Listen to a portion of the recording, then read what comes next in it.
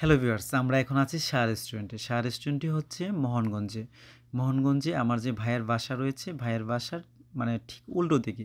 তো আমরা যখন ভাইয়ের বাসায় যাই, তখন আসলে রেস্টুরেন্টটি আমাদের চোখে পড়ে এবং রেস্টুরেন্টটি বাহির থেকে খুব অসাধারণ লাগছিল।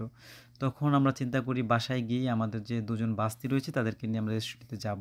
যেহেতু মোহনগঞ্জে এত সুন্দর একটি রেস্টুরেন্ট। তো আমরা ভেতরে যখন ঢুকি, তখন খুব সুন্দর একটি ঝর্ণা পাই এবং তারপরে আমরা দেখতে পাই সেখানে অনেকগুলি কেক রয়েছে এবং পিৎজা রয়েছে। আমরা আস্তে আস্তে রেস্টুরেন্টের ভিতরে ঢুকি এবং আমাদের ছেলে এবং সে হচ্ছে আমার ভাস্তি পূর্বা। আমরা তখন রেস্টুরেন্টেতে বসি এবং কিছু খাবার অর্ডার করি। তারা খাবারগুলি আমাদেরকে দেয় এবং খাবারগুলি দেখে বেশ ভালো মনে হচ্ছিল।